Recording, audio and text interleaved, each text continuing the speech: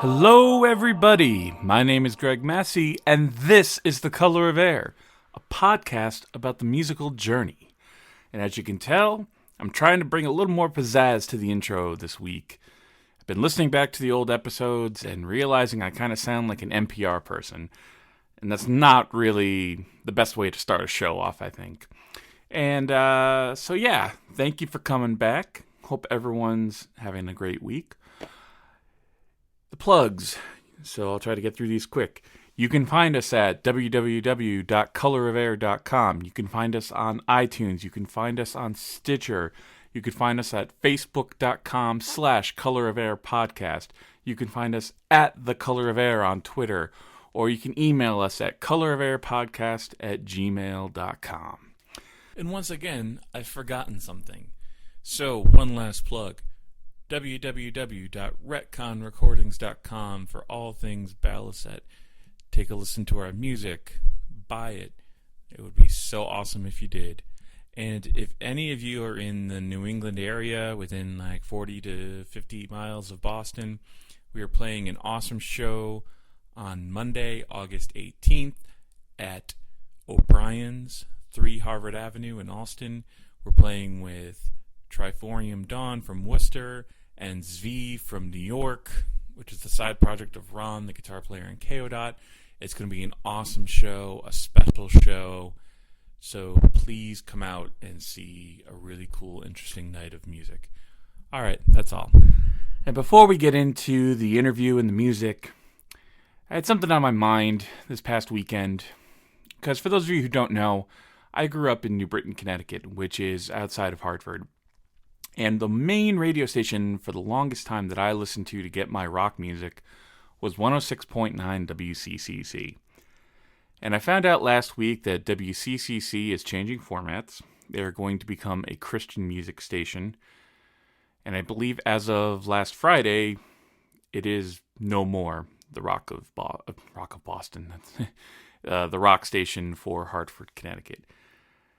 And you know, it's kind of mixed feelings for me because you got to be blind if you don't know how terrible terrestrial radio has gotten for the most part.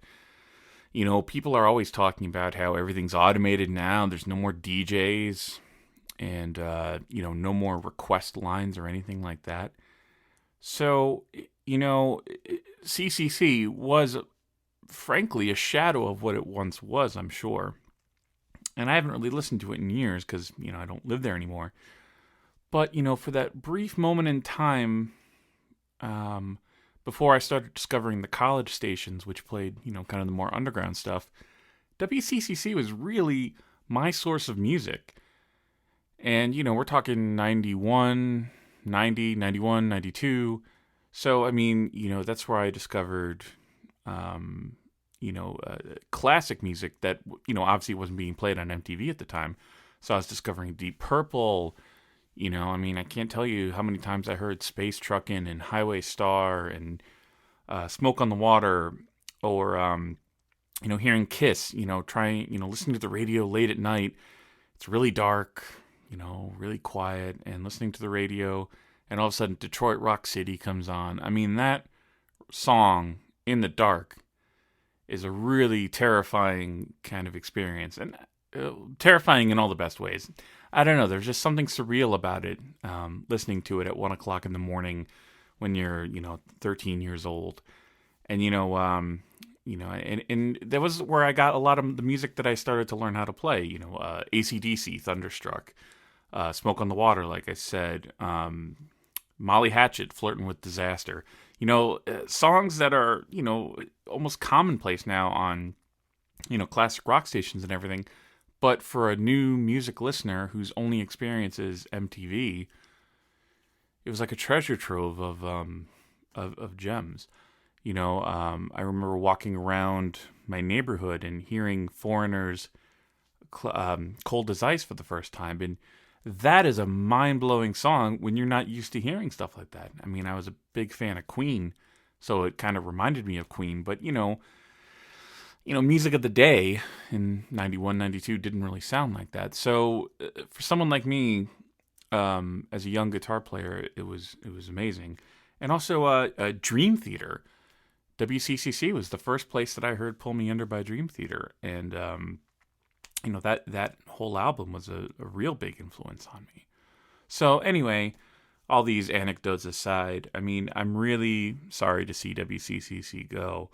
Even if they weren't really doing or as cool and edgy as they once were, if they had gone the route of the commercial, the kind of commercial radio station route, because I don't know who owned them. I don't know if Clear Channel or one of those places owned them, but I'm sorry to see it go. It was a big, big deal for me growing up. So, but these things happen, and I'm not going to decry. Am I just using the right word there? I'm not going to get upset at them for changing formats, because I mean, it's if they're owned by this corporation and the corporation does the figures and sees that more Christian music enthusiasts are listening to terrestrial radio, then why not switch to that? You got to appeal to your market. Unfortunately, that's the way it goes in business. So, I can't really fault them for doing what they need to do to survive, considering terrestrial radio is really on kind of a downturn. So, all the power to them. Good luck. I hope you survive, because radio is a really cool thing, and I don't really want to see it go away. I think it's too important of a medium to just kind of disappear. And that's my 2 cents. But let's get off the depressing subject. Let's go to an exciting subject, and that's today's guest. I had the pleasure of sitting down in the Protean Collective tour van in the parking lot of the Stop and Shop in Alston, with no air conditioning and the windows rolled up, to sit and talk with drummer extraordinaire Matt Zappa of Protean Collective. And, it was one of the most entertaining interviews, I've done, which is not a knock on any of the other interviews I've done, but it really just, maybe it was just, I'm getting better at doing this, but it was a really cool, fun interview. And, Protean is a very serious band, as Matt will tell you. They're serious in music, and they're serious about playing live, and they're serious about rehearsing, but everything else in life is not serious. And you could tell that by the nature of our conversation, which is the way I am too. I mean, I take music super seriously, but everything else, I've got the mindset of a 15-year-old. So, you'll hear that in the conversation. But Protean Collective, for those of you who don't know, are a local prog metal band here in Boston. They've been around for about 10 years now, almost, because I think he said they started in 2005. And I hadn't really heard much of them, I think I may have seen them at a couple shows, but I don't, I never really remembered what they sounded like, and I feel bad about that, so sorry, Matt. But but I had heard these rumblings about this new album they were going to be putting out called The Red and the Gray, which came out earlier this year. And the hype from people whose opinions on music I trust was really positive. So, I'm all for checking out a band, even if I have preconceived notions, but for Protean, I didn't really have any preconceived notions or expectations. I just put the album on, and holy shit, did it blow me away from the get-go.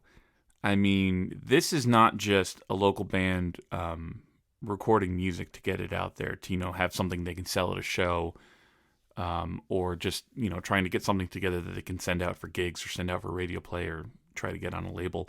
This is a fully formed, powerful musical statement from start to finish.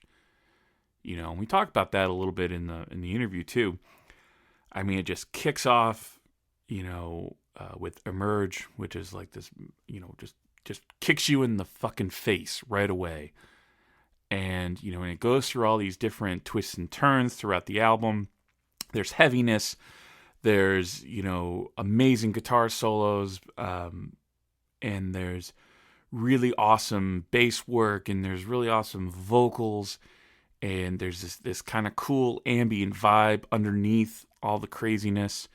It's just this, I'm going to say it again. I don't care. It's a fully formed, powerful musical statement, and it's something that I think a lot of bands don't do with their independent releases. Some of them do, but, like I said, a lot of bands are just trying to get an independent record out there. They're trying to do it as cheap as possible, just to get something out there so they can start spreading the word with their recorded music. And Protean just hit the ball out of the park with this one. And, there's a lot of care that went into it. You can tell that, a lot of preparation, a lot of hard work went into it. And I'm of the mindset when, I can hear hard work come through in an album. And, even if I don't like the music, I respect anybody who works their ass off to put out, something that speaks to what they're trying to say as artists. And it just so happens that I really love the Protean Collective album, so I didn't have to have that weird crisis of conscience. They're an awesome band, awesome people, and as I'm recording this, it is Monday, August 3rd, I believe. Yes, Monday, August 3rd. They are playing this Friday, August 8th, at the Brighton Music Hall in Allston, Massachusetts, and they're playing with Cynic. And this episode, as you're hearing it, I don't even know why I told you it was August 3rd, because by the time you hear it, it's going to be August 7th, which means you have one day. If you're hearing this when this episode comes out, you have one day to get tickets for this show, if they're still available. And I hope they are, because it's going to be an awesome show. You've got Protean starting it off. You've got Lesser Key. You've got Reign of Kindo. And then you've got the almighty Cynic. It's going to be a fantastic show. And Protean goes on right at 8. So make sure you get there early. And I'll be there. So for those of you who know what I look like, come over and say hi. So yeah, that's the interview today. Matt Zappa. And, it was interesting, too, because I try to keep the interviews about an hour long, and we got to kind of what I thought was the natural ending point of the conversation. So, we wrapped up, and, we were just hanging out while I was packing up my stuff in the car. And, he asked me, he said, well, you didn't really talk to me about the lyrical content too much. And as I listened back to the interview, I think I even mentioned that I wanted to talk about the lyrical content a little bit, but it just slipped my mind. And so I said, oh, yeah, we'll have to have a second conversation. And, I didn't get this on tape, but we proceeded to talk more for 20, 25 minutes or so about all sorts of stuff, and specifically about, Matt's life, where he came from. And, I mean, Protean Collective is a collective in the truest sense of the word. They all contribute towards the songwriting. And, Matt was explaining some of the lyrics that he wrote for the album, and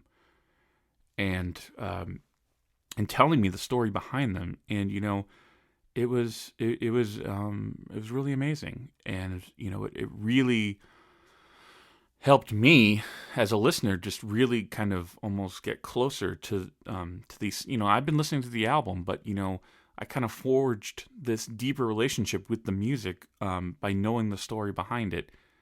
And, I'm a firm believer that you should be able to take what you want from music, that you don't necessarily have to feel what the artist is feeling in order to really enjoy it. But, hearing the songs we talked about and the lyrics we talked about, and just hearing that story was really, really, really, really cool and inspiring. And, but, I'm not going to really talk about it too much because it's not my story to tell. It's his. So we are definitely going to have a part 2 with Matt Zappa, and hopefully get Steph and Graham and Dan, the other members of the band, in too, so that, we can introduce you to them as well, because they're all really cool people. They're amazing musicians. And, I'm really excited to promote them on this podcast and really show you guys some cool shit that's going on here in Boston. So, having said that, let's move on to the music. We're going to kick it off with the opening track off the Red and the Gray. This is Emerge.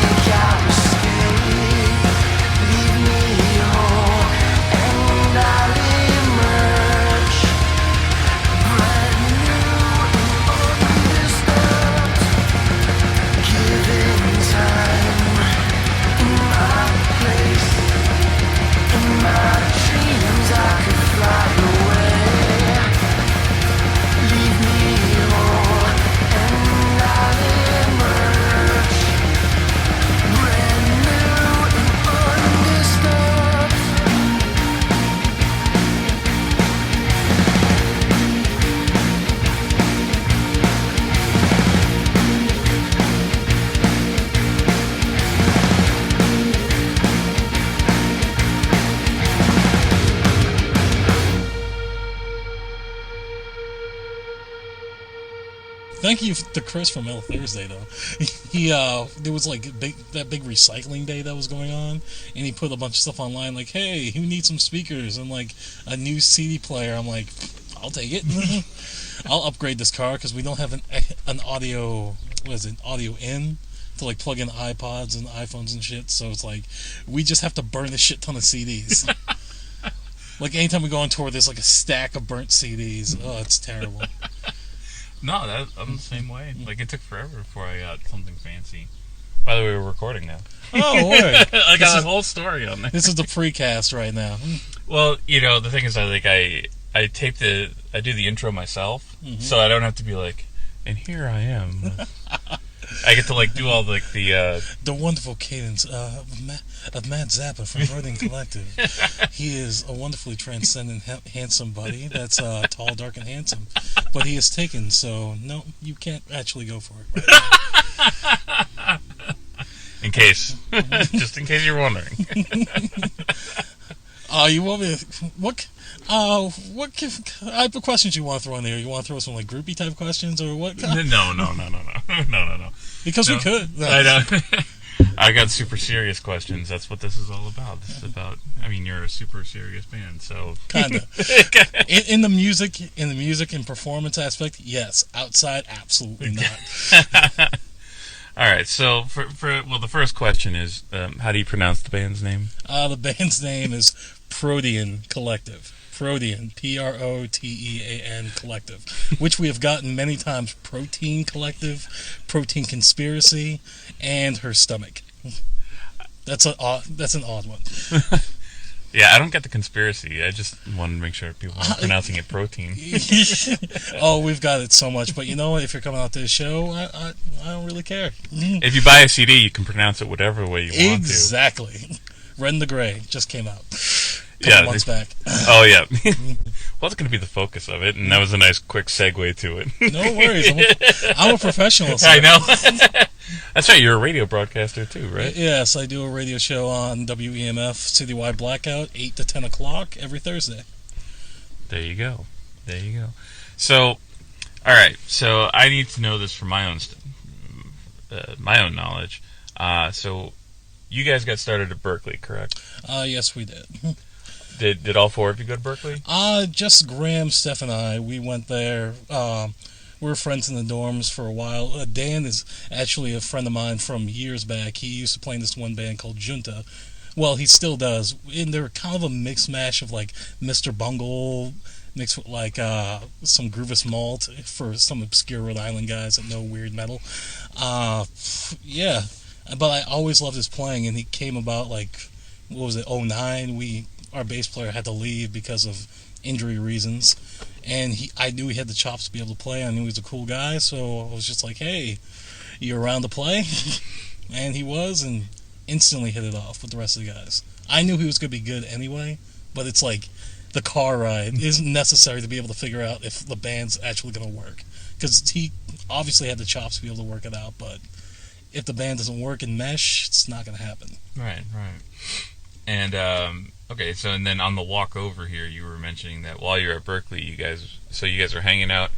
Now, were you in a band before you watched the Pain of Salvation DVD and decided and wrote songs? I was actually not in a band. I was before that. That was my first semester at Berklee where I met Steph and Graham. Before that, I was in a death metal band called Theoda, and kind of ended on bad terms. But there was some good stuff that was going to come up, but didn't necessarily happen. But that's water under the bridge. But yeah, Steph, Graham, and I were just friends in the dorms. We're always hanging out, going to parties and stuff like that. But we never played music until we saw the Pain of Salvation DVD B in like a common area that was going on there. A bunch of friends put it on, and then that night we just went downstairs like, we have a practice space downstairs. Let's just go practice. Let's see what we can come up with. And we wrote 2 songs that that are on our first album, the Protean Collective LP. That was New Machine and Dinosaur. Okay. Dinosaur is kind of a King Crimson ripoff, but it's a very happy song. Those were very happy days for the band. Like you hear like songs like album Red and the Gray, and we've gotten pretty depressing. Well, we'll get into the lyrical content or the sound. But all right. So, because I worked at Berklee for a little while, and I remember.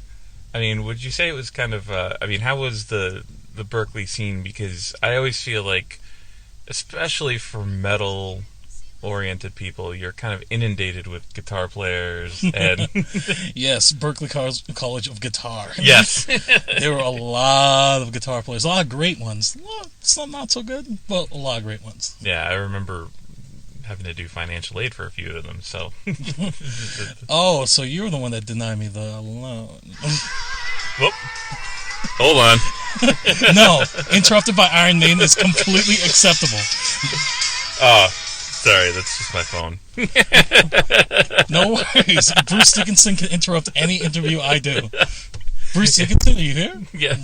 I wish. He's the dream interview. I got to be honest. Like, as I build this, I was the dream interview. This is terrible. Interview over. We're done. Cut. Wow. Well, no. Wow, I'm just showing so much diva here, but yeah, that's okay. Bruce Dickinson, that's the guy you really want to go for. Well, I would, because part of it is I interviewed him in college when I did metal radio. Okay. And sorry to turn this interview on you. That's okay. But I don't mind talking about myself. But I felt like I made a jackass of myself. Like he was probably was like being interviewed by me. And was like, who is this cretin who I'm talking to? Because I think I just was, I'm like, come on, he's like my idol. So I would like to meet him just to kind of apologize for that. But I also think he's the kind of person who doesn't suffer fools lightly. You know what I mean? Yeah. Like, I bet you if you don't measure up to his kind of intellectual standard, I don't think he'd be rude about it. But I think, we'd find out pretty quickly whether or not he'd want to be, left alone, or if he's like, oh. No.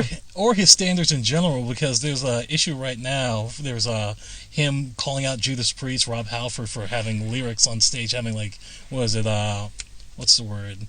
The prompter? Yeah, prompter with all the lyrics on there. He called out Ozzy for that a few years ago too, and this got him egged at Ozfest.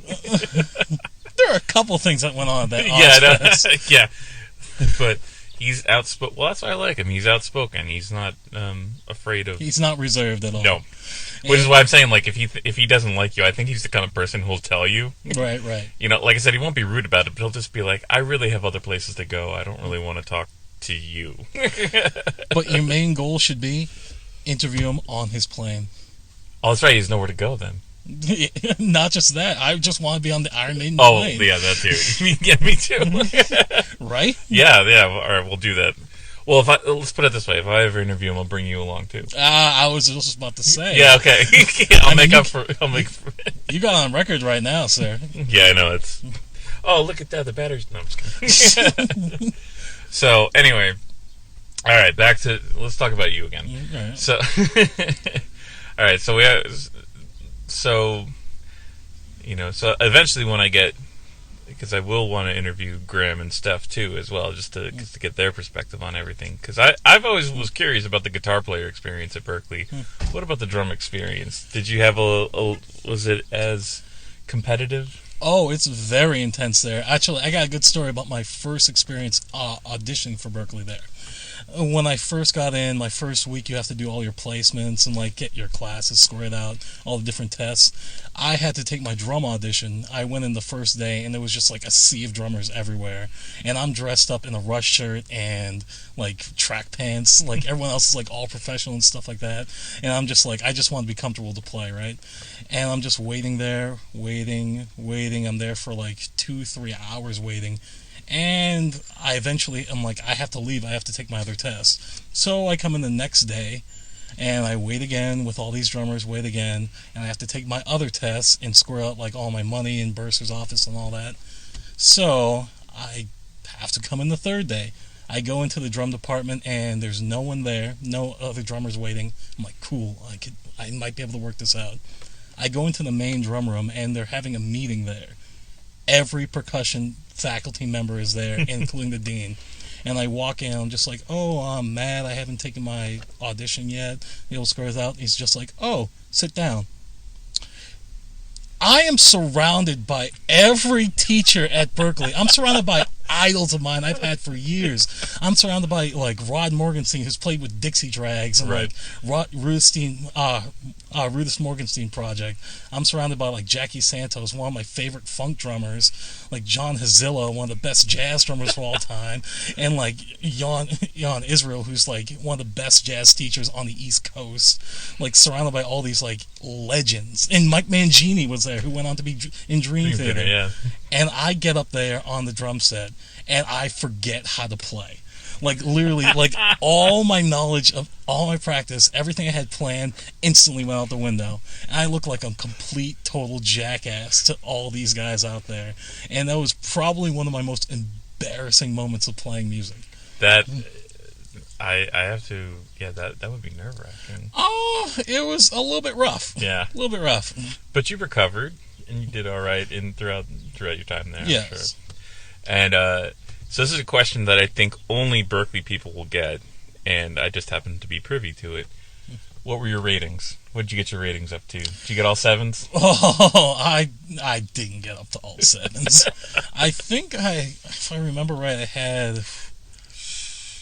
Well, preface the rating system for the listeners out there. Yeah, so when you go into Berklee, you know, when you first get there, obviously they have to audition to find out where you're at, and they basically assign it to you based on a number, and I forget, is it 4 or 5 categories? 4 categories. 4 categories, and what you score in those different categories, and I forget what they were, but because I've one was like improv, one was sight reading, technique, and there was another one. And what you scored determines what ensembles you get to play with. Yes. Because there are some ensembles that you have to have this, like I remember the avant-garde ensemble, you needed all 7s. Some of them, the rating system I know went up to 1 to 8. Oh, they changed it. Okay. I thought it was all right. But I got no. I was not. Okay. I think I maxed out at like a 6 in like sight reading. Everything else was like 4 or 5 or something like that. Wow. But I went in there after that audition. I was like 1s and 2s. Oh. Oh yeah. But the one fortunate thing is you can re-audition for some things. Yeah. But also I realized, this may be some insider baseball for some people potentially going to Berklee, you could just talk to the teachers and like audition yourself for them. You don't necessarily need all the ratings out there. It's not the be-all and end-all of your Berklee career. Right. No, I think that's important. Well, I mean, and I noticed that there was a trend. Well, actually, I shouldn't say it was a trend, but from what I could see when I was there in 04, 05 or whatever, that I came in there 05. Okay, then you came in right after I quit, though, because I quit in August of 05. Ah, that means you're a Berklee graduate. Yeah. There's a Berklee graduate that goes there until they find a gig or they don't like it anymore. Oh, yeah. Or you go there for the 4 years and you're a college graduate. Yeah, well, I mean, I don't know if I didn't take a class while I was working there, so unfortunately, I won't. I'm not one of the distinguished alumni. I was just more of that was the thing for me. Like when I'd go for lunch down on Mass Ave, and I'd be dressed, in my, nice clothes, and I'd see all like the kids hanging out and thing, and I'm just like, I'm only a few years older than you. I'm cool. I'm a cool musician. Don't look at me with judgment. Because I felt they were like, oh, look at this sad piece of corporate crap. I'm like, no, I'm one of you. Trust me, I've got an Iron Maiden shirt underneath this. My heart bleeds metal. Even though there was, at the time, when I was there weren't too many metalheads. Well, we had like a metal contingent, like coterie that was over there that like we had maybe like 20, 30 of us against the sea of jazz and like oh yeah, that makes sense to gospel me, students. But in a way, it's funny to mention that because I was very much a jazz Nazi. That's what they call it at Berklee, jazz Nazis, but I was at the same time a big metalhead and a big prog guy. But I went in there, I was set to go there for jazz composition. And I was thinking like, oh, this is what I want to do. I love writing music. I love jazz. I'll go for there. Berklee kind of made me not want to like jazz anymore. In a weird way. It's like I listened to all these albums like Bitches Brew and like Giant Steps, all this stuff actually Time Out too. I have to mention Dave Brubeck. Love that guy. I started out loving that music as a kid because my grandma would play me a lot of that stuff. Like, vinyl was like a toy to me, like being able to play on the record player and all that. And I love these albums, and I got to Berklee, and it just kind of... I saw these kids that used my songs that I loved on a personal level as exercises, and that really irked me to it. I can imagine that. Well, I think that's always the thing that's always, what people feel about music school is that there's that possibility of, taking the soul and the, out of music to turn it into, good example too is like when right around the time right before I left my job there, I remember they had introduced the DJ guy, the turntable guy. Paul something. Yeah. Paul Stiller. And I just remember it was just funny because I heard about this and I look on the website and there's this 40s, 50-year-old guy, white guy, just hovering over two turntables, and I'm just like, do you really know how to do that? And turntable is now official instrument that you can take exactly. there at Berklee because of him, and he's good. Oh, he's good? Real okay, good. Like, I didn't mean to judge him, I'm just like, I just, you get the feeling that it's just like some stuffy guy who's just like, well, this is what the kids are into, so. Kids are into like 20 years behind. Yeah, exactly. I hear that they're taking records and they're called breaks. Well, I heard this new group that's coming out, the Sugar Hill Gang. Yeah. I think they're going to cause a scene up here. Run DMC is on the horizon. But I mean, but from what I remember too, when Berklee was first founded in the 50s, at the time there was not really a place where you could go to study jazz. So that's kind of that was the original rebellious nature of Berklee. Yes, as a contemporary art school. Yeah, as a contemporary art school. But so my rationale for it, my whole thing is, you have to look at Berklee as a tech school. Like, that's what it is. You're going there and you're going to learn set academics that's put out there. A lot of kids, like, I wasn't the best in high school. I was always a guy who just, like, got by. I was a smart kid to be able to, like, I could get my good grades when I wanted to, which was always on every report card. It was like, Matt he could do well, but as long as he only if he applies himself, which I never really did. I got enough done so I could, like, go home and practice drums and just play with my bands. I went to Berklee and I'm just like, I'm going to be able to play music all the time. I'm going to be able to do this, which I did. But you have to realize it's a school. It's a school just like any other school. It's like kids that like love music and love records, and then they work at a record store and hate it because it's retail. It's like it's another retail job. It's just a better retail job for what you like. Right, yeah. And it took a while to get over that and to realize, like I said, everyone taking all the music that I loved as harmonic exercises. Yeah. Like, I love Stevie Wonder, I love the Police, and those were groups that, like, everyone just, like, pawned over and just, like, were analyzed to shit, and it would just piss me off. I'm like, no, these are just good songs. Like, living just enough for the city, like, you don't even know, man.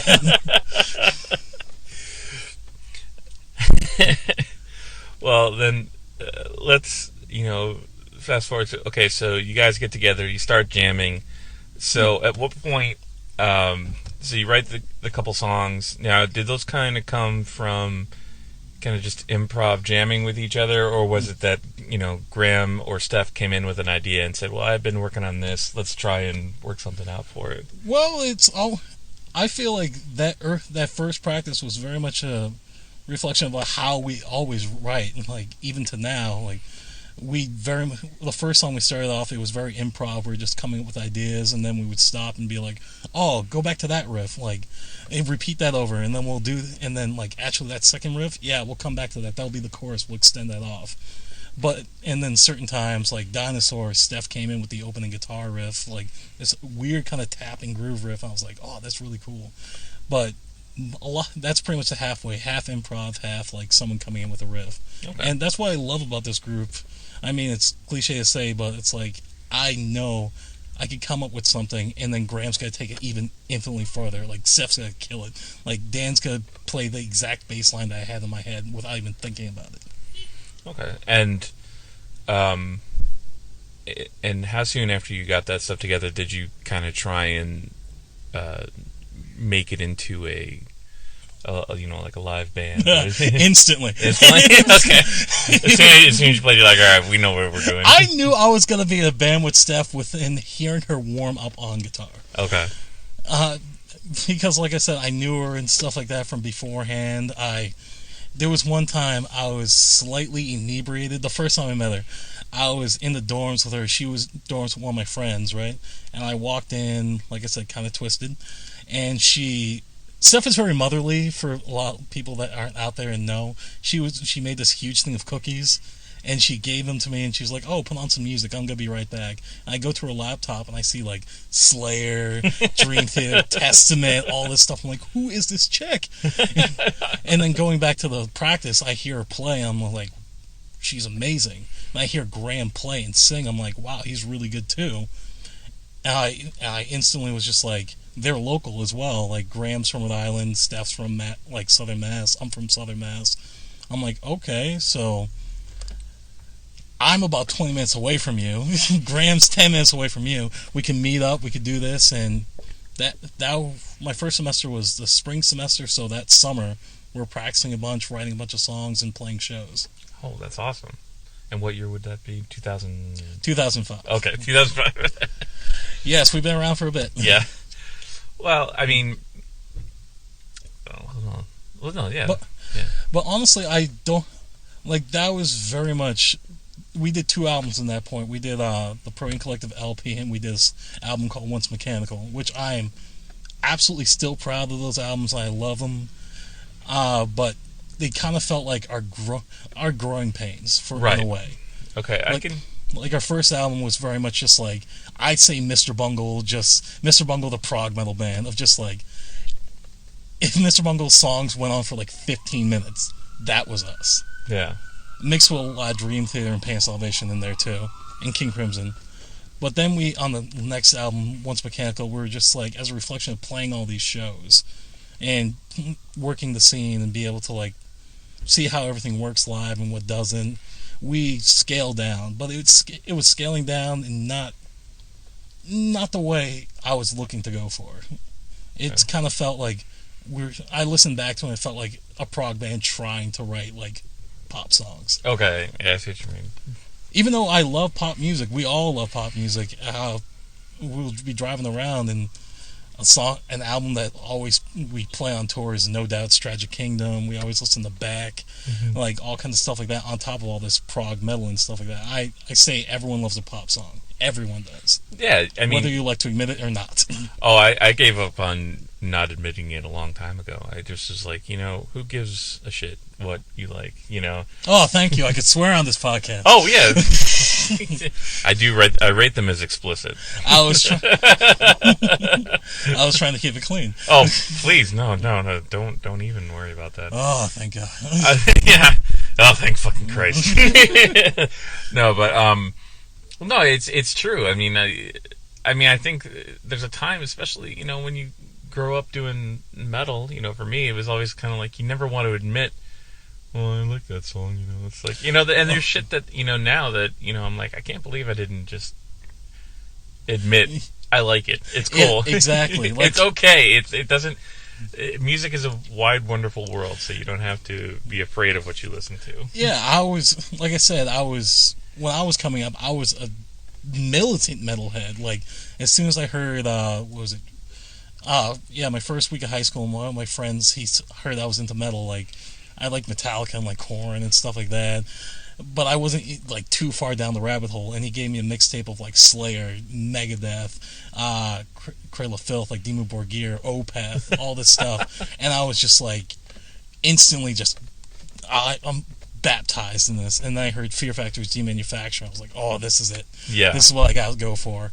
And I was like militantly metal, but still militantly jazz at the same time. So it was anything that's crossed out of that spectrum, I didn't want to hear it. Like Coheed and Camera, that's a prog like rock band that's out there right now. It was just like high pitched vocals, too clean, happy, pussies. It's emo. I want nothing to do with it. Even though we were a really great band to see live. Yeah, exactly. Yeah, I've been getting over that in the last, say, like 5 years, to be able to openly say, like, yeah, I like this kind of music. Yeah. I mean, yeah, it took me a while too, but well, it brings up a good point though, and now I can ask you some drum-specific questions. Okay. Since that is your instrument of choice. I do like to hit things. Yeah, and you hit them very well. Oh, thank you, sir. And hopefully I hit things that aren't you. Okay. No.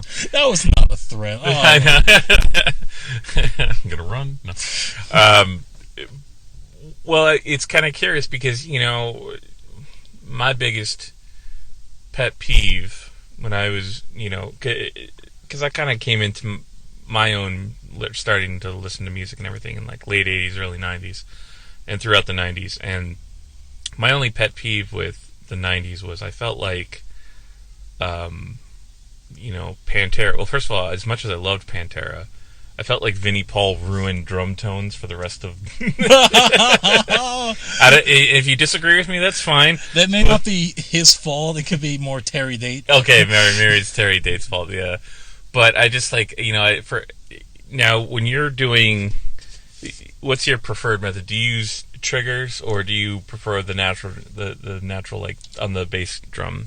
I prefer the natural side to it, but I say we're musicians. We could use technology. Like, it's what it is. You could bring it up there, and for recording, I like to have a blend of triggers and natural sound. Okay. Like on Ren the Grey, there's some songs that don't have any triggers on there, like Room 16. Coward.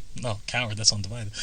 Room 16, Our Ghost. Like, that's very like light kind of ballad type of song that doesn't need triggers on there. Like, I like triggers for articulation in there. Okay. And on top of the natural tone.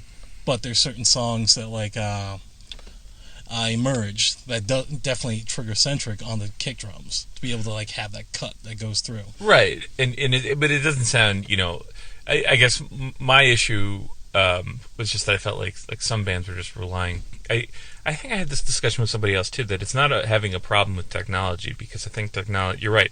Technology is out there, and it's advanced to such a point where... there's a lot of stuff we can take advantage of in terms of, Steph and Graham are using the AXFX systems, yes, correct? Yeah. And, I mean, I can't tell you how many number of bands I've seen, not you guys, where the band isn't really... I feel like they're just kind of like, okay, well, I just don't want to carry an amp, but then they don't really do anything to tweak the sound. Right. And they just kind of go with these stock sounds that sound a little... Chinsey, if you know. I was actually very against the axe effects being brought in because of, like you said, certain connotations of certain groups that you've heard. But Steph and Graham are very deep into the sound. I've always seen the bands like split between, like, Dan and I are squaring out like the business aspect of like a lot of the behind the scenes stuff, and Steph and Graham are very much a sound driven base of the whole thing, and I trust them very much when it comes to the sound. So if they cross them in this, I'm for them, because they know how to work it, and they're very definitely meticulous on how to get their stuff down. Yeah, and the same goes with the trigger thing too. Is I think like if you put those in the hands of creative, talented musicians, you're going to get people who don't just rely on it for I want to sound like this. It's like, no, I have a sound in my head, and this is going to help me achieve that sound. All right, I always wanted to put out this. I'm going to go on a little rant here about Please do. Triggers having certain connotations of cheating. For the drummers out there or musicians that just don't know too much about it, because there really isn't too much information on triggers out there. I've tried to learn more about it and go on like YouTube and like research forums. There's a lot of mystery that goes on for it. A lot of people, they know it, but they aren't willing to put it out there, I feel, or put it out there in an articulate way for everyone to hear. Triggers are actually way harder to play than the natural stuff, because there's certain recordings I've done and I've gotten away with certain things as an acoustic drummer, but I've tried what was the group, Necronomichrist, Kendall. I actually got to check on his drum kit and try triggers for the first time. If you make a mistake, you have to 100% be consistently in time, because that's going to poke out drastically at a show if you're not on point, because it's a trigger, it's a sample, it's going to directly go on there. You could cheat. Yes, you can cheat in the way of like, you could set the parameters to be like, you could tap exactly. on it and make it sound huge. But at the same time, there's not a lot of drummers do that. A lot of drummers have the full spectrum that could go for it. You tap it, it's going to sound soft. You hit it hard, it's going to sound like that. The only reason why triggering is so necessary in a lot of metal is our technology isn't there for miking to be able to have it articulated through a large speaker like that. Because there's certain groups that are playing like Flush God Apocalypse or Cryptopsy. These guys are playing like insane tempos, like going all across the spectrum. If you don't have triggers on there, it's going to sound like through the speakers. You're not going to be able to hear any of the kicks, and the riffs are not going to come out properly. It's just what it is. I mean, you can pull that off in the studio and have like close miking and be meticulous and all point to it, but live, it's just not going to work. Right. No, and I wasn't trying to bring it up to insult you or anything. No. I just I'm glad you went on, because I think that clears up a lot, because I do think there are some misconceptions that go on about that. So I'm glad. I mean, at one point, people thought guitar pedals were cheating. Yep. Or distortion pedals. Some were people cheating. still think guitar pedals are cheating. Yeah, but it's been. The technology has expanded so far, and so many different avenues have gone on for it, that's become commonplace. Exactly. And I feel like triggers are going to become 100% commonplace in metal unless the technology builds up in the miking. Right. No, that makes sense. That makes perfect sense. Well, and another thing they're good for too in the studio is a friend of mine who's an engineer. He was recording an album, and every time it was for a metal band too. So I mean, he had a mic set up, a little USB mic set up in the control room. And every time he had to fart, he would record the fart onto his USB. Oh, no. And so, as a joke, and I can't imagine how long it would take to actually do all this sound replacing. He actually went through and replaced all the triggered sounds with fart sounds. Yo, all right. Graham had a plan for doing something very similar to me when I was losing my mind in the studio while recording Red and the Gray. He was going to replace. Like I said, I like a mix of like all different. Like triggers and miking, so certain songs we could bring up certain things and whatever. He was going to replace everything with quacks. And I swear I would have killed his dumb ass after all of the recording I had to do and hours of just being in there, like sweating it out. And also, I don't really eat during the recording process, so I'm also extremely cranky during that time. So, yeah, I would just probably have killed him if that went off. And they've pulled little stuff like that on me before. Yes, yeah, they're not here, so they can't defend themselves. But no, I'm going to go up. There's certain points when we record the first album, when we're going on there, they change all the click tracks to ogres.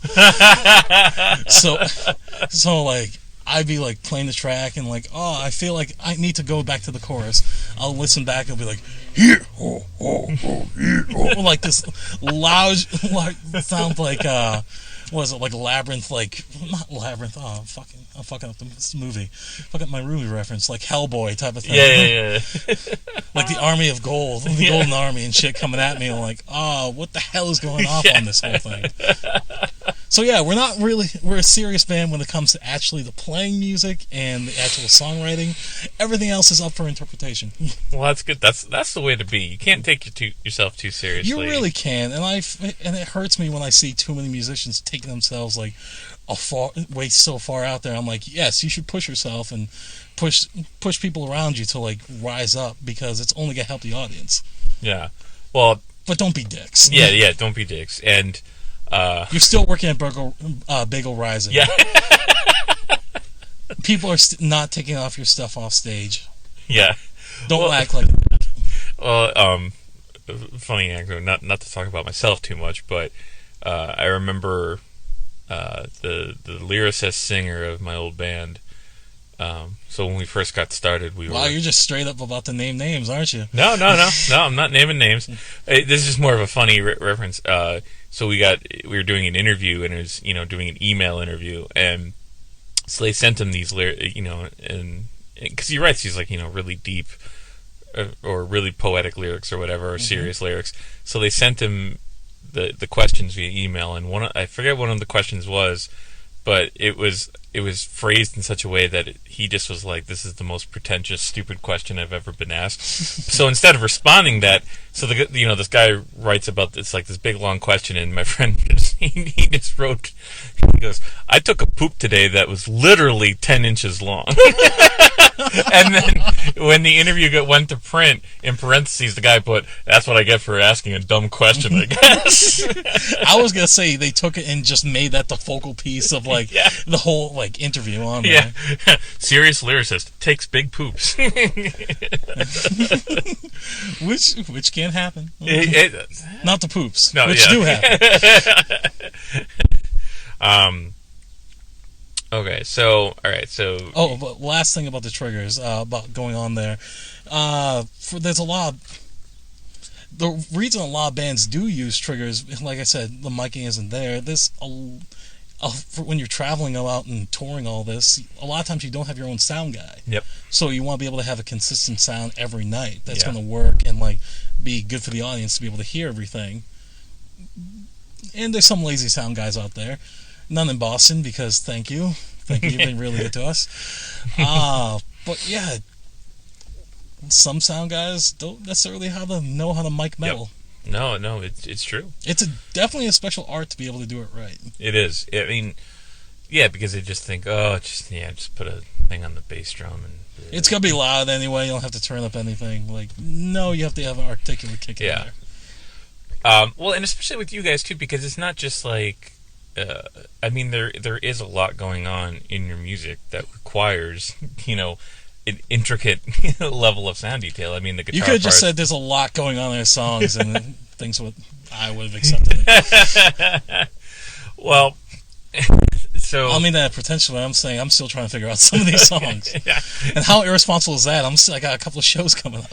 Yeah. And if nobody believes me, just subscribe to Protean Collective on Instagram, where they post many videos of themselves practicing, so you can see how hard they actually work at stuff. And I'm not even lying. I watch those videos all the time. I'm just like, oh, cool, drums. Oh, cool, Steph's playing a cool guitar part. Oh, cool, Dan's doing a cool bass part. Yeah, that's one thing. I've always been the proponent of rehearse to the point where you don't have to think about it on stage, so you can actually perform, because our genre, there's a lot, it's kind of par for the course, there's a lot of technical stuff going on, and if you're on stage just trying to figure out the next time signature is going to come up, you're going to fuck it up, and it's not going to be an enjoyable performance. Yeah. I want to be able to get the groups and myself rehearsed to the point where we don't have to think about it, so we could just go up on stage and have a good show. Dillinger Escape Plan's a great one for that. Those guys, some craziest music out there for a touring band, and they go crazier than anyone I've seen on stage. There's some mosh pits that aren't as crazy as them on the stage. Yeah. I saw them at the Bright Music Hall a couple months back, and yeah, the singer's just jumping on top of the speakers, the guitar player's crowd surfing while playing his parts, and he's still in time. That shouldn't make sense, but it does. But yeah, what was the original question? I said, I go off and rant.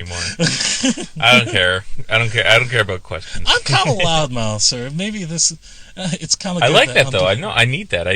Because that's what it's relax. I'm not a professional journalist. Let's remember that one fact. This interview's over then. Yeah, no. Yeah, forget this. Take my H4 and just throw it out the window, start stomping on it. I could just use that. Yeah. I could be bootlegging a ton of shows. Yeah, that's true. You're yeah. Well, let's segue to the Red and the Gray now, because this is, I wanted to get the backstory of the band a little bit, but what I really want to focus on is this, because I had heard stuff from you guys in the past, and I'll be honest, I hadn't heard a lot. Okay. Which is more on me being lazy than on anything else. But I'd always heard, obviously, anytime Chris from Metal Thursday wanted to book us, he was like, "Have you ever heard of this band Protean Collective? You should play with them." And I was just like, "Yeah, I know." And then Shannon, when Shannon joined the band, she's like, "Oh, you know Protean Collective? We should play with them." Oh, Shannon Averial. I miss that band so much. Oh, I do too. Well, I keep telling her, I'm like, please do not give up on promoting that CD. I love that CD, and I keep telling her, like, get it out there. I mean, she's singing in my band now, but but I know that was her first band, and so. Wait, were you at their final show? Yes, I was. At Ralph's. Yes, I was. They had people flying from all over the place. Yeah, that was insane. I've only seen Ralph's. I've seen Ralph's has definitely a built-in crowd, has a lot of people there, but it was like wall to wall when they had their last show. Yeah, it was it was good. They went out. The they went out in style, and I mean, I love her voice, and I love the way she sings on my tunes. But honestly, what's the name of that band? You can promote your stuff. Oh, I'm going to. I promote myself in the intros. Oh, I give my Bandcamp link, and I say, please buy it. Pimp. That's retconrecordings.com. Anyway, as a musician, you should be definitely shameless. Forget. Oh, I am shameless. I'm pretty. I post almost every. Well, not almost every day, but I post a lot about. Listen to my podcast. But I feel like a lot of musicians are very much afraid to be able to put themselves out there like that because they feel like, I just make art. I'm not supposed to be a whore. It's like no one's gonna pimp your music more than you are. Well, no. That's the hard part is because ideally you want somebody else. Wow.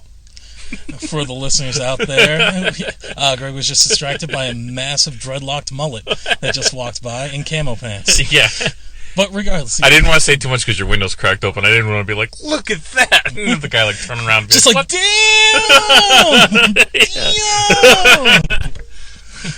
what the fuck?" If you're wearing that, you know you're trying to get some attention. Yeah, exactly. Welcome to Alston. Well, okay, so, but yeah, I mean, shameless self-promotion. I mean, the idea is, I mean, you always want somebody else. The goal is you always want somebody else to do the talking for you, not because for no other reason than someone's going to be more inclined to believe a friend when the friend says, "Hey, you should listen to this band," rather than if you're friends with a musician. Yeah, from the horse's mouth. Yeah, like because obviously what kind of bias you're biased, of course, because you're like, of course you should buy my album. I worked really hard on it. I spent a lot of money on it. Buy the fucking thing. But you can't. Help. Yeah, I know. Living on ramen this week. Come on. You got ramen? We'll talk about this after the interview. Yeah, I know. Well, I don't have the noodles. I just have the salt you just packet. Have the packet. That's a new level of drunk musician. Yeah, gonna be snorting them, Oh God! Did Ozzy do this?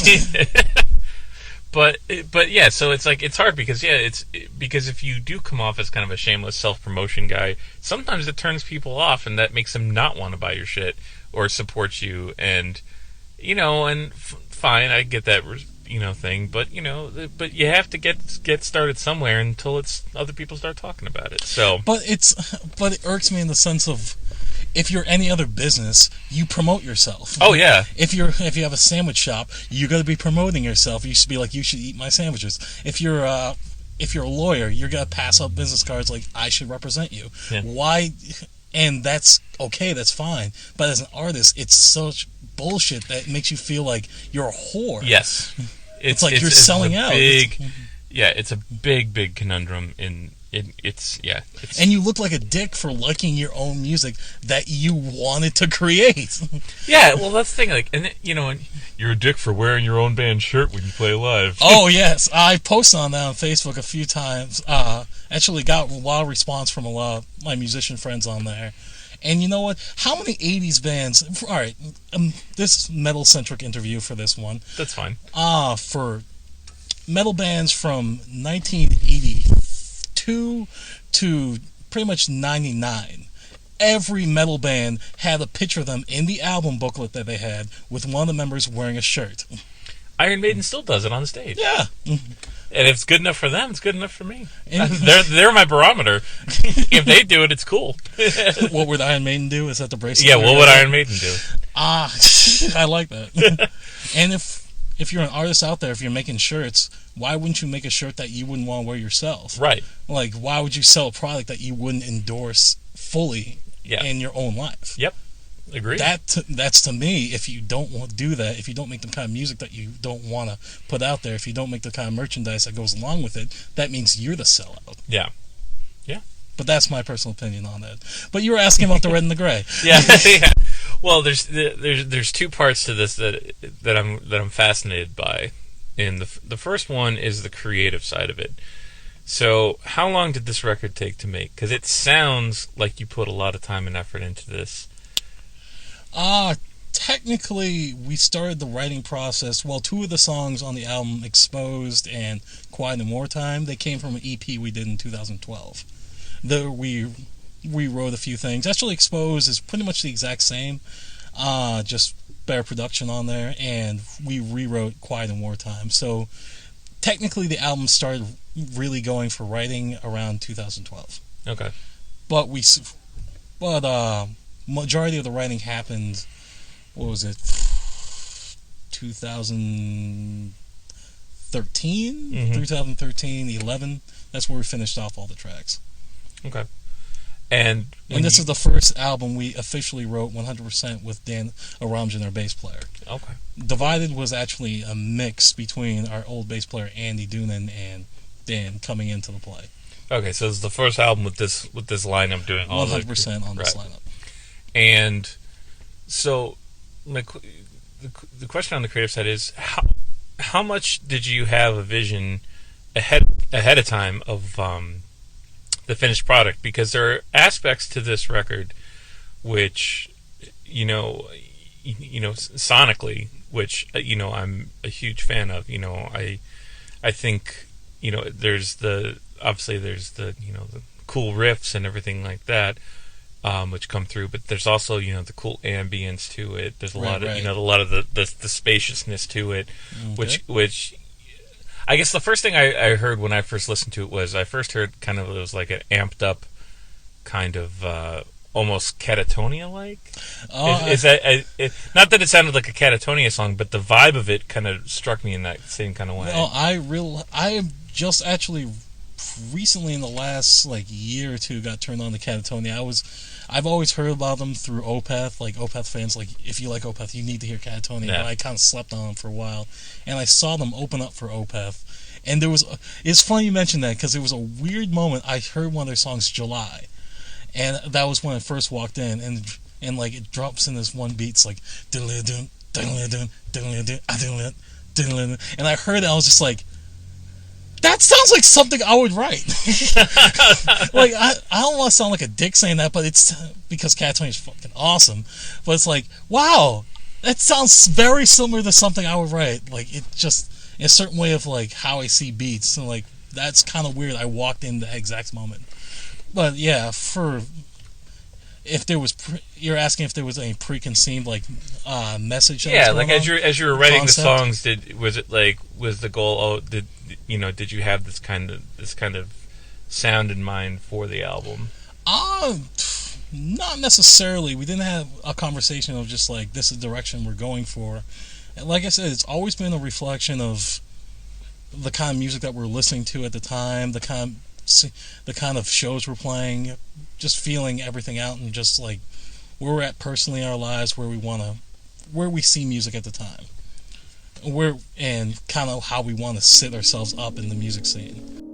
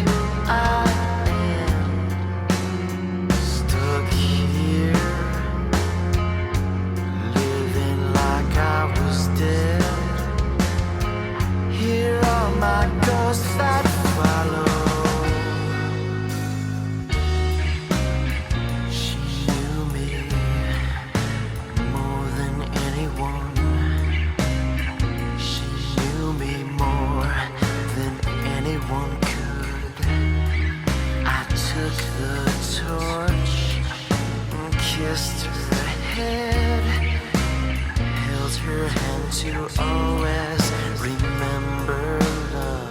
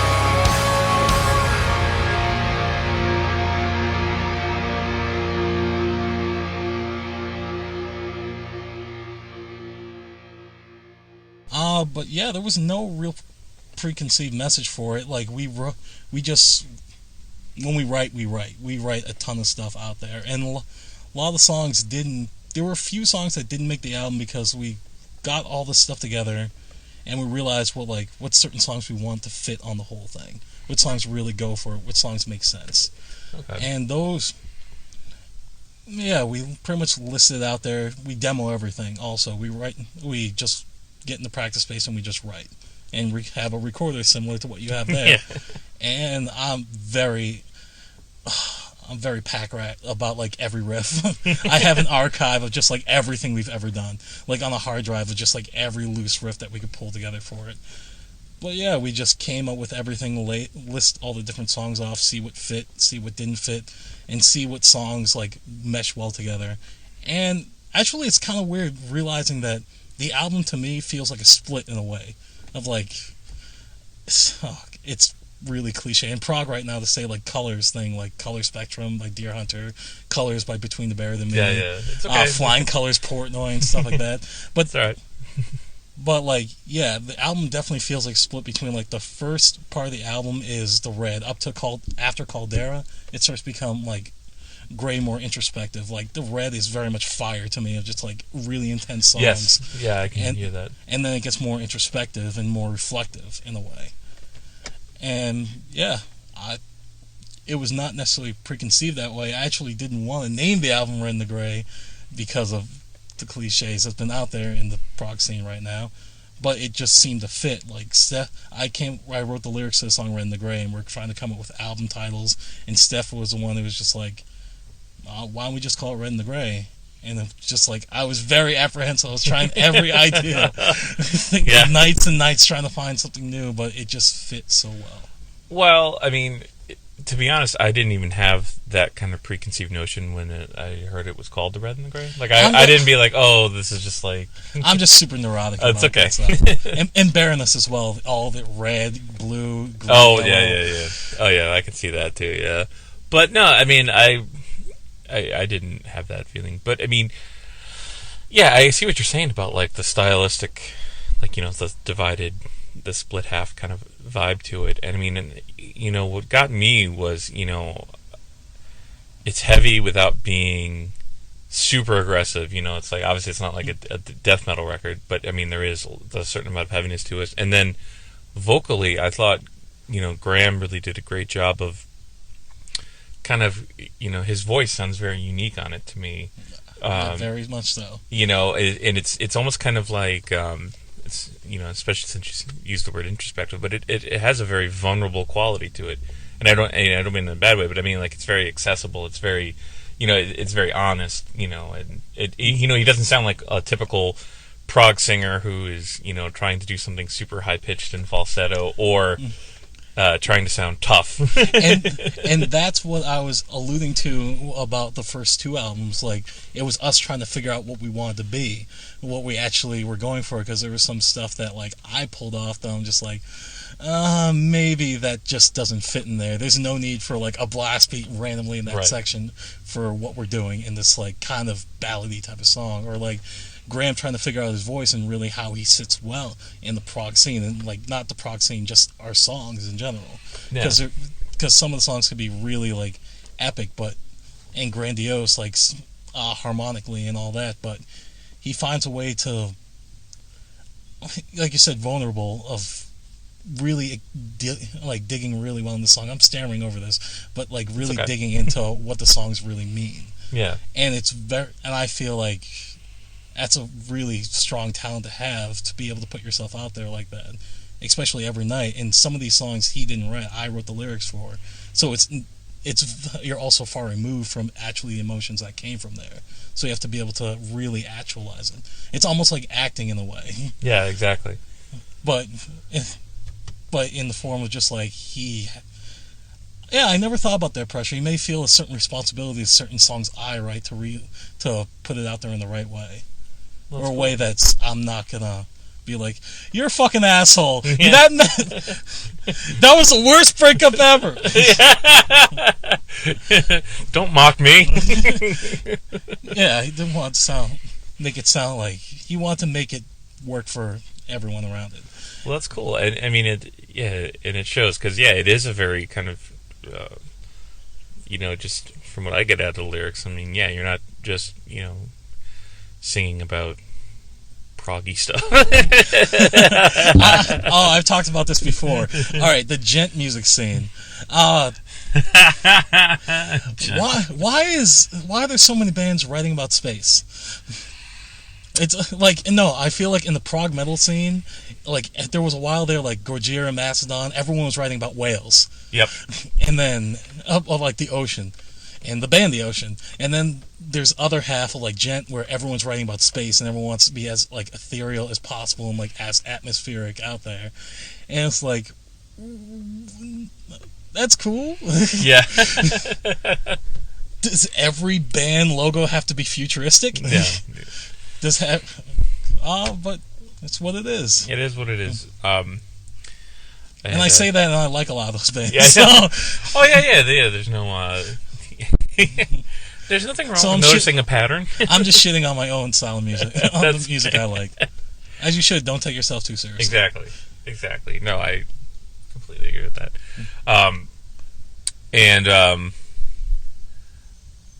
Well, sorry, that just reminds me of another funny story of my old band where. So I'm going to make it about me again. No worries, this is your fucking podcast. You can talk all you want. I'm just here for the ride. Even though I'm technically in the driver's seat right now. Yeah. The listeners out there, they don't know. This is actually I'm being interviewed in Protean Collective's tour van. A very hot, sweaty one because the AC is broken. That's going to be nice for the next couple tours we got coming up. But you were talking about yourself, sir. Yeah. Well, no, I just remember at the time, 2001, you started using the phrase astral metal to describe ourselves at the time.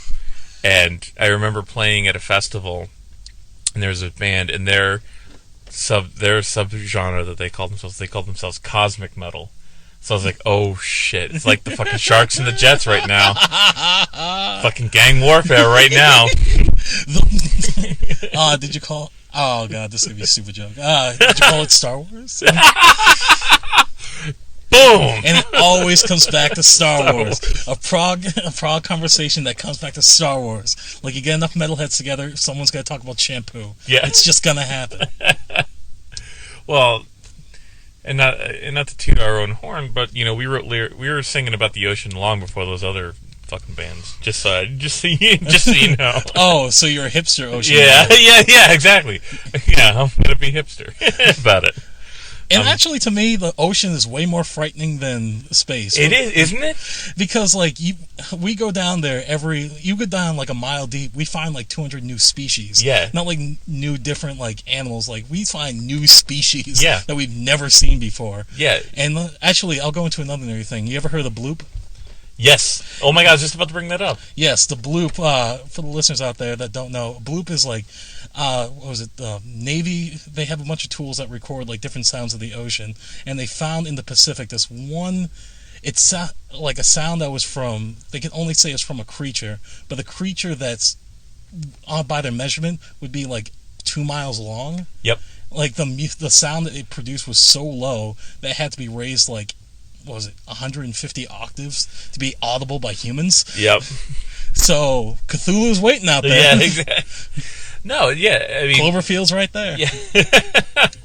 No, the ocean is infinitely terrifying. I think that's why it makes and there's so much you can, because it's kind of the serene chaos of it. It's that, like, there could be this huge storm on the ocean. The ocean could, there could be a tsunami or something that just wipes out an entire, set of land, erodes the land, destroys anything you created on it, then drifts back into the ocean, becomes a calm, cool, placid. Yeah.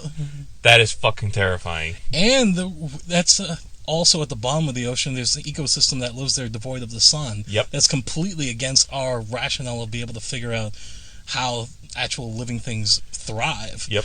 And I feel like actually that's a representation of a lot of the music scene. This is a weird segue I'm about to bring into this whole thing.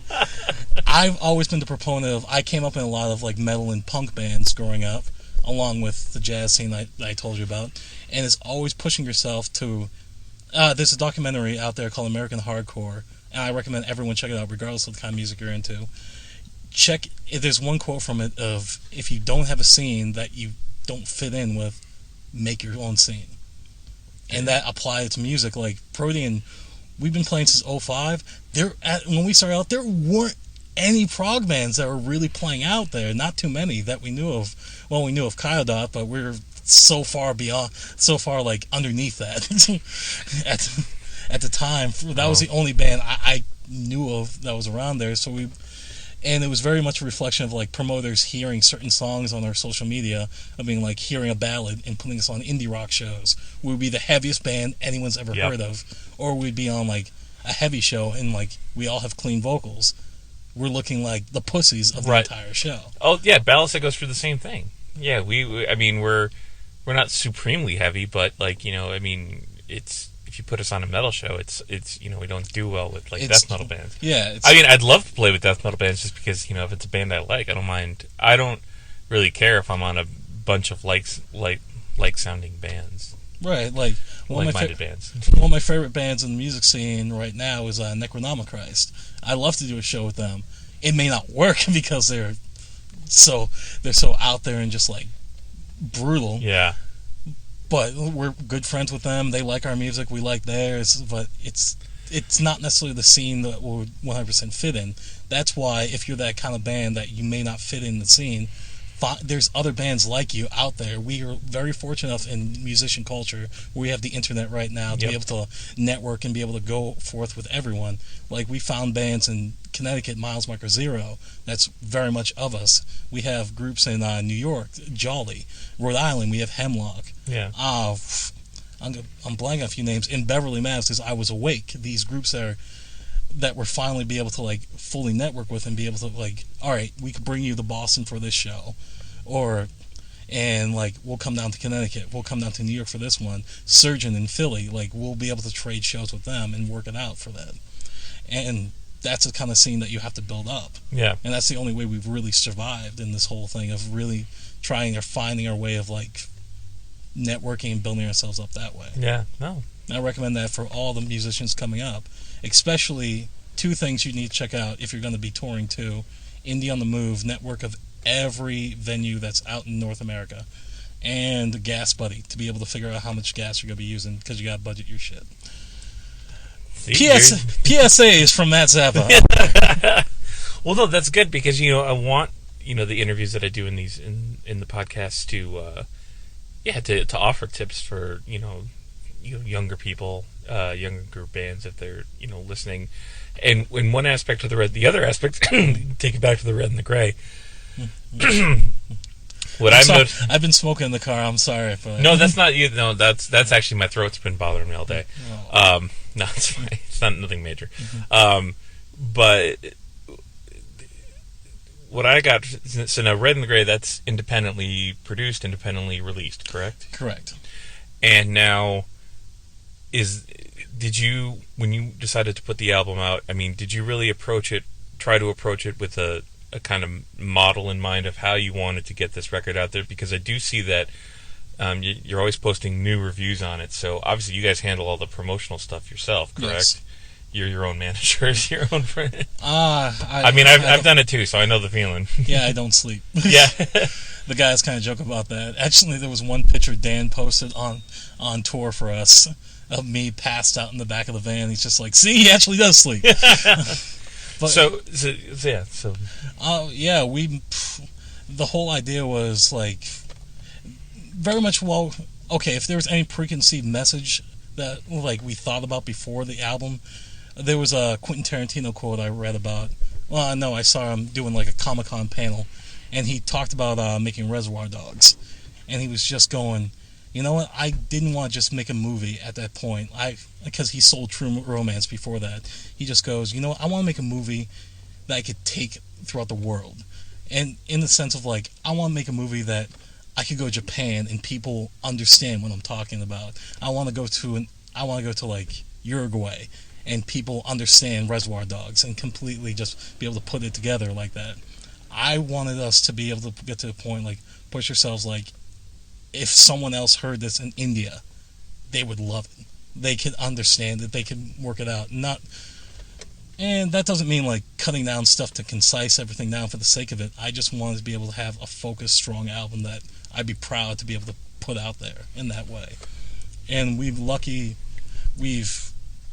been able to meet a bunch of people that are supporters of us, that want to see the band succeed.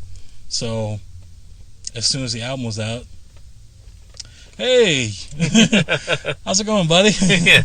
You want us to succeed, eh? Put your money where your mouth is. And we've been very fortunate, very lucky to be able to get written as much notoriety we have for this album. It was an insane moment of seeing us on Metal Sucks. Yeah. And seeing like us sandwiched in between like Behemoth and like who was the other band? Behemoth and Vader. It was Black Metal Month. Seeing that review, I was like, in my mind just instantly blown. I was like, what the hell is going on here? Or see us in Metal Injection. I go in Metal Injection every day. Yeah. To read about like what's going on and like news and stuff like that. That's insane to me. Like I will never get over that. I wish I could be cool. I wish I could be a cool musician. It's like, yeah, whatever, that was awesome. It's like, no, that was nasty. Don't sell yourself short. You're a very cool musician. Oh, that's not true at all. I watch way too much sci-fi and horror movies to ever be considered cool. Well. Well, see, here's the cool thing, though, because to me, like what I see what you mean, because when I put on Red and the Gray, the first thing I got within, I think, like the first 2 or 3 songs was, okay, this is a very powerful musical statement. It's a cohesive musical statement, which was put together with a lot of care. It's like you can tell these, I can tell when a musician or a band, like, really, takes a lot of care with what they do. And so to see the press and everything, that I kind of feel like, so this is a really, because you said, the first 2 records, you're trying to find your way, you're trying to establish what you want to do, and this record really is just like, okay, this is us. This is a really good representation of where we're at. And I wanted to punch people in the face with the first track. I was very adamant, just like, I want to kill. Well, and so I guess it begs the question, so, what is the ultimate plan for you guys? Is your hope that by getting it out there and, doing the shows you're going to do, which we're going to talk about in a second, and getting it out there, is the plan that, okay, it's almost kind of like, back in the day, bands used to, make quick demo tapes or whatever. Now we have the ability to make these fully formed albums that are kind of like your not demo, but it's like this is your calling card. Yes. This is what we can do.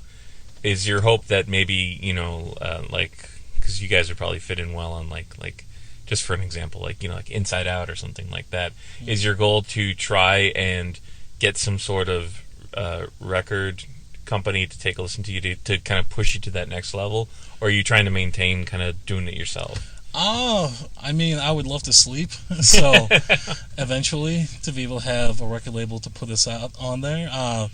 But I would like to be able to get to a point where we have the right deal, where someone's able to really, like you said, push us to the next level, being able to get us out there even more, to spread the word. That's a loaded question. Because right now, as it stands, we have our own distribution ourselves. We're on all forms of iTunes, Amazon, Rhapsody, all the different kinds of sources, Spotify, and we have our own Bandcamp store. We have our own store on our website, website's about to be announced out there. ProteanCollective.com is actually about to be launched. But yeah, we have our own distribution out there. I book our own tours. As it stands right now, I would love to have someone come in and jump in and be able to help out that whole scene as well. But I feel like I would like to be in the right position where it works out. Right. Where it's mutually one hand washing the other type of thing, being able to build each other up. But yes, any record label management would like to reach me out to us. It's Protean Collective. Google us. You'll be able to find my contact on there. I'm Matt Zappa. I'm not that hard to find. I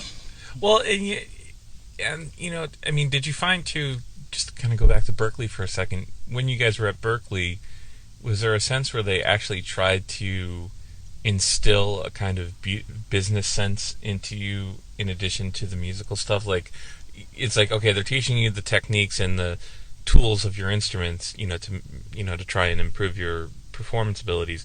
But was there, another focus to be like, okay, we can teach you how to play better, but, your talent's going to be nothing if you don't know how to manage yourself out there? Was there any kind of, aside from like a music business major, did they try to instill any of that into you? No. Okay. All Next right. question. Okay, that's wrong.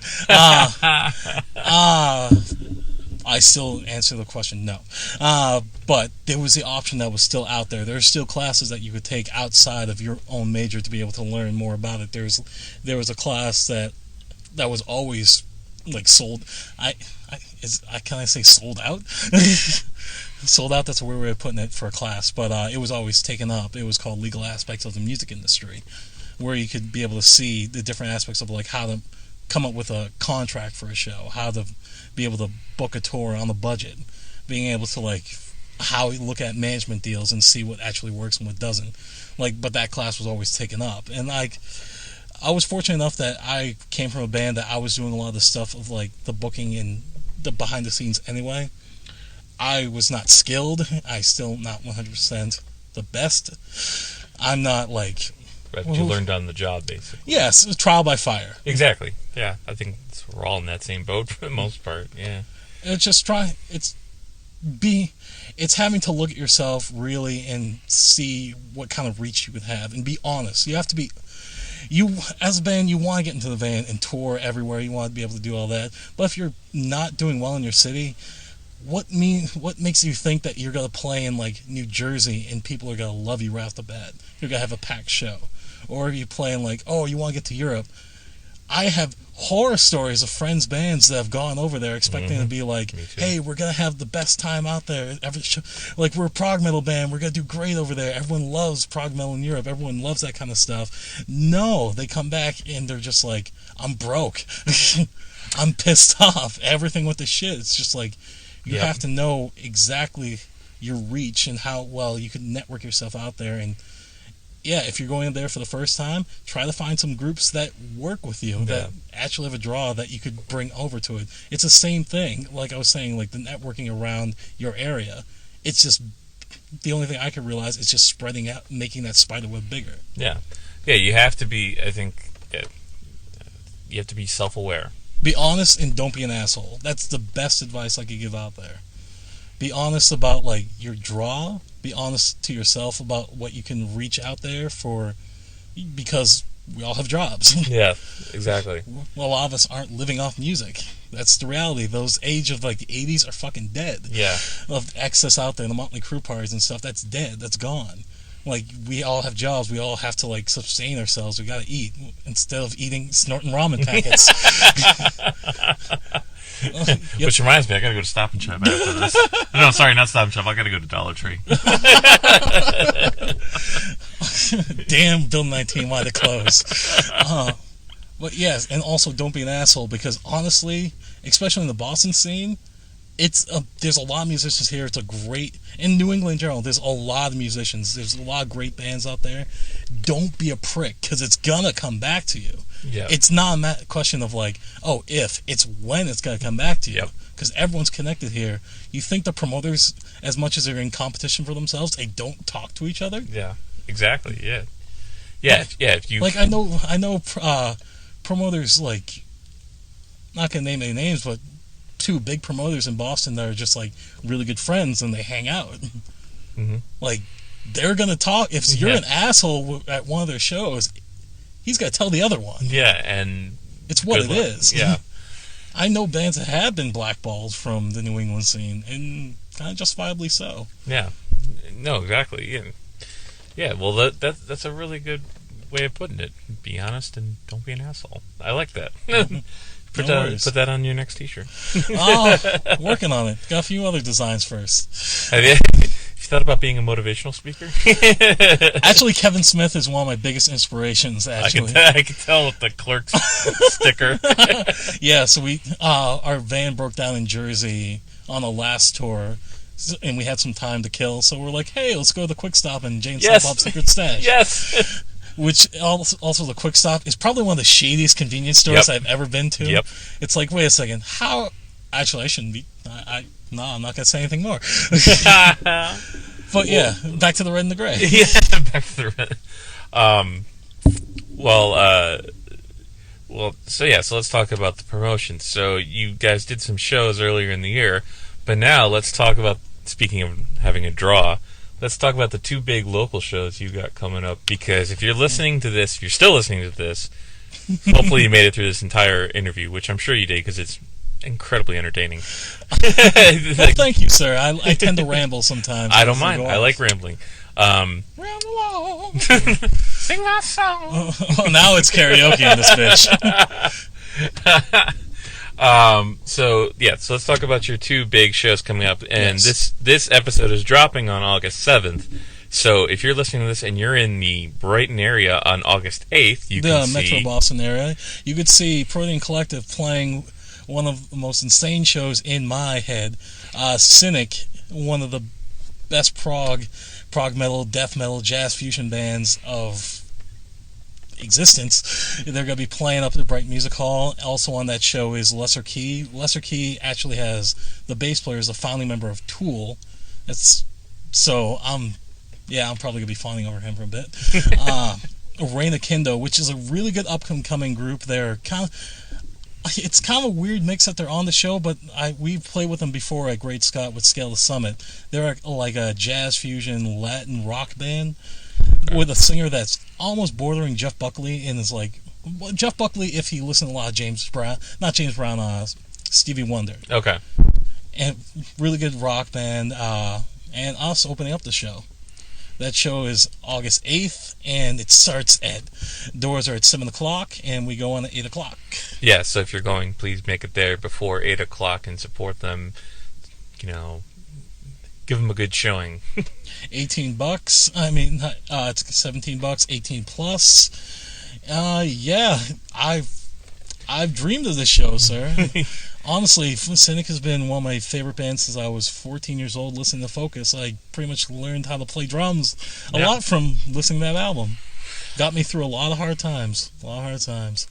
So that's the first show. And now if you're lazy and you missed that show, which you better not, but just in case you did, something comes up, I understand. Get your tickets early if you're going to the Cynic show. Yeah, exactly. Get your tickets early. So, what's the next big show? The next show is with Pain of Salvation, a prog metal band from Sweden. That they're on their Prog Power Tour. Well, it's not the Prog Power Tour, but they're starting in Prog Power in Atlanta, Georgia. And I saw them there too. Oh, you lucky bastard. That's another story I'll tell you some other time. I got plenty of stories about that trip. Well, maybe we'll have an addendum podcast Yeah. or something, where we just talk about great shows we've seen. That's going to be September 17th. That's with us. We're starting off the show. The show starts the doors are at, I believe, 7. We start at 9. There's going to be a meet and greet that's going to be going on with Pain of Salvation. But it's Pain of Salvation, Vonnegut from Tennessee. They're going to be on it as well. They're touring with them. And it's going to be us opening off the whole bill. And also, for the listeners out there, it's going to be 2 completely different sets for each one. For Cynic, we're going to be going a little bit more proggy for this one, delving back in some older material, which we talked about earlier, from our extremely proggy days. They're going to be on that one. And for Pain of Salvation, it's going to be more prog metal type of vibe for it. We're going to be playing a lot of our heavier songs for it. And that's the benefit of having a kind of mutable, not mutable, that's the wrong word, but having a sound that can appeal to multiple different, have aspects of your sound which can appeal to different people, is you can play a wider variety of shows. That's been... we've been very lucky for that. It wasn't a preconceived... Like I said, it wasn't a preconceived notion. It was a mix of, we like a lot of different kinds of music, and we wanted to take not just a style of music in there, we wanted to take aspects of, we love pop songs, we love that format of writing in there, but at the same time, we also love, Lark's Tongue by King Crimson, so we want to be able to bring some of that in there, and then I love Decapitated. Yep. I love Carcass, I love a lot of death metal, and I wanted to be able to have that kind of aggression that's in there, but still have it work in the context of these songs. So, yeah, the hodgepodge it's working right now. Well, and where's the Pain of Salvation show? Sorry, that is at the Middle East downstairs. Okay, so there you have it, Boston people, or anybody within maybe 40, 50 miles of Boston. You live in Providence, you live in Hartford or Connecticut, you live in New Hampshire or Vermont, you can make it down. It's not that far. Honestly, yeah, it's not that far, because we have some people, we have friends from New Mexico that are coming to the Cynic show, that are flying out for this one. We got some people from DC coming out from this. We got some people from New York City coming out that are they're going to be crashing on my couch for this whole thing. There's a lot of people coming out for this, you know what? And we very much welcome you to come in. Enjoy the show. So there you have it. And where can they find, you dropped it a little bit earlier, but where can they find anything related to Protean Collective? You could find us on, pretty much you could Google the name Protean Collective, Protean Collective, Protean Collective. Not protein. I just know it. Someone's going to be listening to this and they're going to come to the show with a big poster that says Protean Collective. Yeah. Yes, you can find us on Facebook. You find us on we're going to be launching a website. We're going to be going with ProteanCollective.com. We're on Instagram. We're on Twitter. We're on SoundCloud. Pretty much all forms of social network. We have a Bandcamp. That's our central point for. You can buy our albums. You can listen to it, stream it. And you could buy some T-shirts. Yes. And shot glasses. One of the most fitting pieces of merch. Wait a minute, you have shot glasses? It's the most fitting piece of merch we've ever made. Okay, I'm buying a shot glass. Reserve me a shot glass for the Cynic show, because I'm definitely buying that. I could fill it up for you at the after party. Woo! I'll fill it up for you several times. You a whiskey drinker? Yes, I am. That's right. That is the band drink, sir. You ever play the game Jameson? No. Yeah. It's my favorite type of whiskey. Yeah, you fill a shot with Jameson, you drink it, and you win another shot of Jameson. That's why I could win that game. Everyone wins a Jameson except when you lose. Well, there you have it. Matt Zappa from Protean Collective, and hopefully in the future we'll get Graham and Steph and Dan on this too, so they can refute your story or add to them. They have a few stories that I've neglected to talk about. Some that are very incriminating. Well, well, this has been entertaining as fuck. So I'm like, this has been really fun. So thank you for taking time to sit with me in a Stop and Shop parking lot. Can we have some theater of the mind? We're in the tour van, but we're actually like we're downtown Boston and like right next to the Boston Garden. Yeah. Well, I don't. Where eventually Protean Collective will be playing one day. Yeah, exactly. But thank you, sir, and everyone, go check them out. And as I end this interview, a song is going to kick in because that's what I do on this podcast. So.